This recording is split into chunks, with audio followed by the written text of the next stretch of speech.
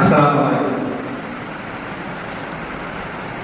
সংক্ষেপে যদি বলি, আমি সাধারণত বলছিলাম যে আমি একটু ভাষাগত আঞ্চলিক ভাষায় বলতে গেলে হয়ে গেছে এবং হচ্ছে যে পূর্ববর্তী যে বিষয়গুলো আছে এগুলো হচ্ছে যে আমি ওগুলোর জন্য ভুল স্বীকার করছি। মূলত হুজুরের নির্দেশে আমি সাধারণের সাথে কথা বলি, সেটা ভুল স্বীকার করছি। মূলত আমরা সাধারণের পক্ষ থেকে, তার পরিবারের পক্ষ থেকে যারা আছে পরবর্তীতে ভিডিওর মাধ্যমে যারা দেখবেন তাদের কাছে ক্ষমা প্রার্থী, যেই ঘটনাগুলো হয়েছে সেটার জন্য সাধারণ অনুতপ্ত হয়েছে এবং ভুল স্বীকার করেছেন। আমরা যেন সবাই ক্ষমা করে দিই।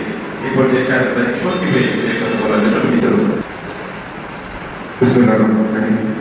আসসালামু আলাইকুম ওয়া রাহমাতুল্লাহি ওয়া বারাকাতুহু। সবাই ভালো আছেন ইনশাআল্লাহ? ইনশাআল্লাহ। আল্লাহ তাআলা তৌফিক দিয়েছেন আপনার মসজিদে বসার জন্য। বসে পাই তো এটা যেভাবে ঘটনাটা করার আবার যেভাবে মানে এটা ভুল বোঝাবুঝি আমাদের হয়ে গেছে বা ত্রুটি হয়ে গেছে। মানুষের ভুল হয়, কিন্তু এটুকুই বলবো মুসলমান যেহেতু ভাই ভাই ভাইয়ের দায়িত্বটা পালন করা কিন্তু আমাদের কর্তব্য। হয়তো বা ইসলামিক জ্ঞান আমার তেমন নেই, তো যতটুকু বুঝি যে এক ভাই অপরাধ করলে আরেক ভাই মানে সতর্ক করা খুব জরুরি ছিল।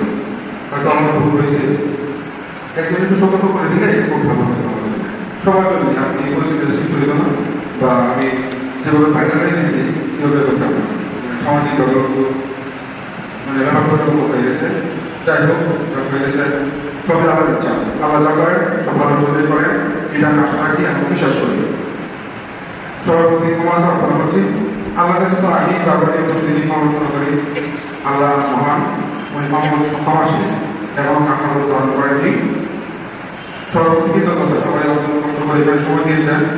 সবাই হুজুরদেরকে বিশেষ করে ধন্যবাদ জানাই, কৃতজ্ঞতা জানাই সবাইকে উপস্থিত হওয়ার জন্য। সর্বপ্রতি ক্ষমা প্রার্থনা করছি। আসসালামু আলাইকুম।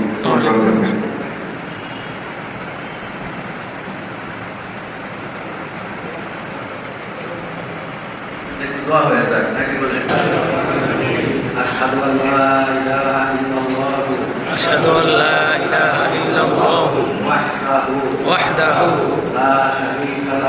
লা শারীকা লাহু ওয়া আশহাদু আন্না মুহাম্মাদান আবদুহু ওয়া রাসূলুহু আমানতু বিল্লাহি ওয়া মালাইকাতিহি ওয়া কুতুবিহি ওয়া রুসুলিহি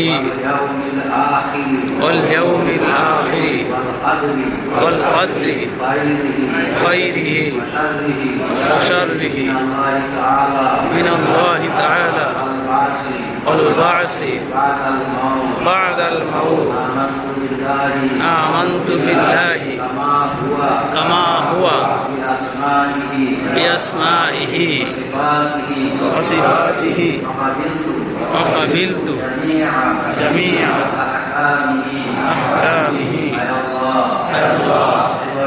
জীবনে সকল গুনাহ থেকে অন্যায় ও বিচার থেকে বুঝে না বুঝে ইচ্ছা অনিচ্ছায় শয়তানের প্ররোচনা যা কিছু করেছি সব থেকে তোমার ঘরে বসে তওবা করিলাম।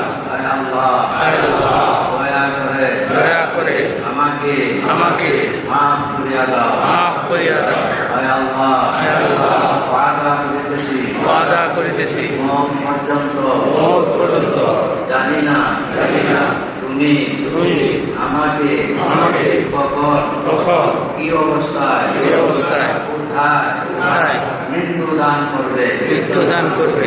হায় আল্লাহ মওত পর্যন্ত সর্বপ্রকার অন্যায় অবিচার সগীরা কবিরা শিরকি কুফরি ফাসিকি বেদাতি সর্বপ্রকার গুনাহ থেকে অন্যায় থেকে বাঁচাইয়া রাখিও।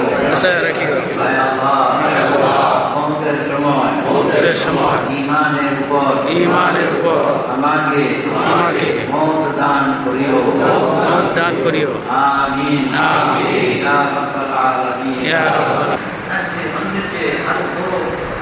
বিজ্ঞানের অধিকারী আমাদের বাবু ডাক্তারি বিদ্যার কারণে মানুষ শ্রেষ্ঠ না, সম্মানিত না, একটা হুঁশিয়ার না। এদের যে কোনো ওষুধ ডাক্তারা তারা আমাদের চিকিৎসা করে, কিন্তু দেখা যায় কত হয়ে যায় একটা সামনে তাদের চিকিৎসা আলাদা পাঠাবে ব্রেনের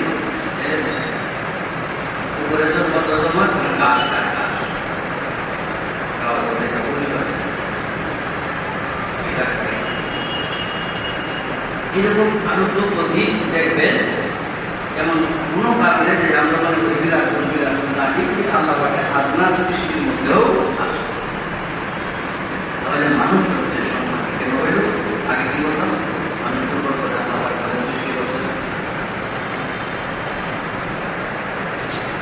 মানুষের যে বাহ্যিক গঠন আকৃতিতে বৃহৎ, শক্তিতে বৃহৎ আল্লাহ সৃষ্টি রয়েছে, এরপরেও আল্লাহ আবার সর্বোচ্চ সম্মান দান করেছে।